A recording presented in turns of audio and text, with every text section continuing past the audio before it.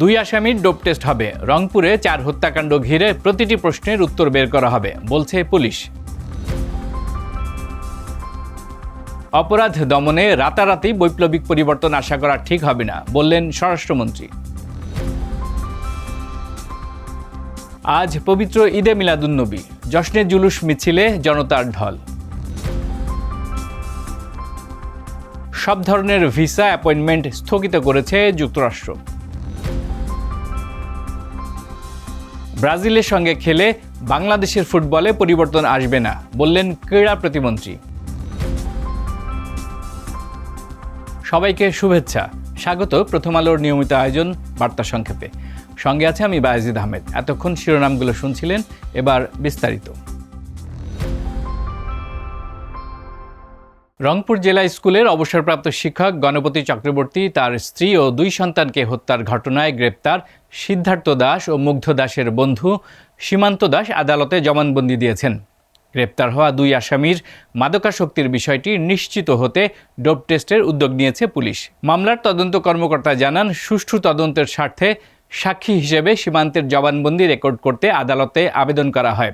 সীমান্ত আদালতে যে বর্ণনা দিয়েছেন তা গ্রেপ্তার হওয়া 2 আসামি মুগ্ধ ও সিদ্ধার্থের দেওয়া স্বীকারোক্তিমূলক জবানবন্দির সঙ্গে হুবহু মিলে গেছে।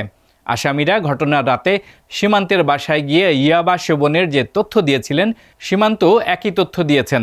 তদন্ত কর্মকর্তা জানান, ওই 2 আসামির ডোপ টেস্টের জন্য আনুষ্ঠানিক আবেদন করা হয়েছে। বুধবার তাদের ডোপ টেস্টের জন্য পাঠানো হবে। দেশের আইনশৃঙ্খলা পরিস্থিতির উন্নতির জন্য সংশ্লিষ্ট বাহিনীকে সহযোগিতা করতে জনগণ ও গণমাধ্যমের প্রতি আহ্বান জানিয়েছেন স্বরাষ্ট্রমন্ত্রী সালাউদ্দিন আহমদ।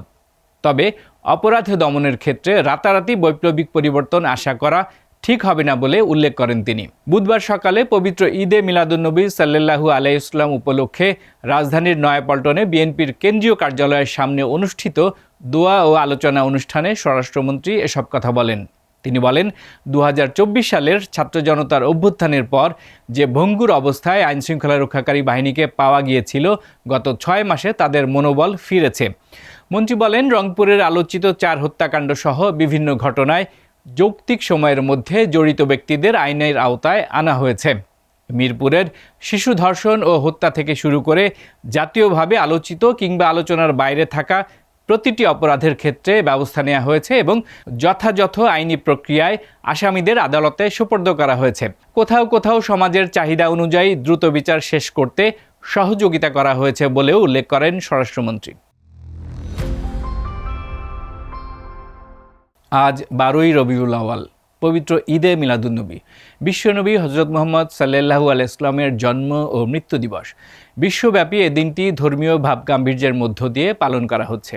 পবিত্র ঈদে মিলাদুন্নবী সাল্লাল্লাহু আলাইহি ওয়াসাল্লাম উপলক্ষে রাষ্ট্রপতি মির্জা ফখরুল ইসলাম আলমগীর এক বাণী দিয়েছেন।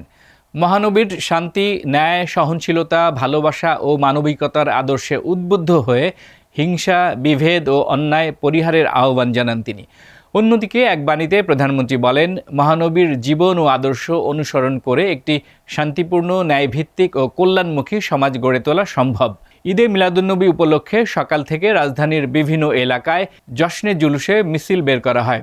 এদিকে বন্দরনগরী চট্টগ্রামের 16 শহর জামিয়া আহমদিয়া সুন্নিয়া কামিল মাদ্রাসা সংলগ্ন আলমগীর খানকায়ে কাদেরিয়া থেকে জশ্নে জুলুসের কার্যক্রম শুরু হয়। এতে নগরীর বিভিন্ন এলাকা থেকে আসা লাখো মানুষ অংশ নেন।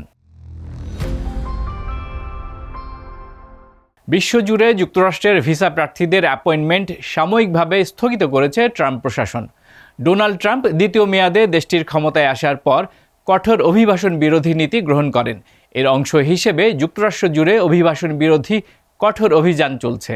দেশটির পররাষ্ট্র দপ্তরের এক মুখপাত্র মঙ্গলবার বলেন, বিশ্বজুড়ে সব মার্কিন দূতাবাস ও কনসুলেটে বৈশ্বিক প্রশিক্ষণ কর্মসূচি শুরু করা হয়েছে। এটির সঙ্গে সামঞ্জস্য রাখতে ভিসা সেবা সংক্রান্ত অ্যাপয়েন্টমেন্টের সময়সূচিতে পরিবর্তন আনা হবে। ট্রাম্প আগ্রাসীভাবে অভিবাসীদের বহিষ্কার ও অভিবাসন বিরোধী কঠোর অভিযান চালিয়ে যাচ্ছেন। এর আওতায় ভিন্ন রাজনৈতিক মতামত কিংবা গাজায় ইসরায়েলি হামলার প্রতিবাদে হওয়া বিক্ষোভে অংশ নেওয়ার মতো নানা কারণে মার্কিন ভিসা ও গ্রিন কার্ড বাতিল করা হচ্ছে। তাদের আবেদনও প্রত্যাখ্যান করা হচ্ছে। ক্রীড়া প্রতিমন্ত্রী আমিনুল হক জানিয়েছেন, দেশের বর্তমান অর্থনৈতিক বাস্তবতায় ব্রাজিলের সঙ্গে প্রদর্শনী ম্যাচের জন্য বিপুল অর্থ ব্যয় করার মানসিকতা সরকারের নেই।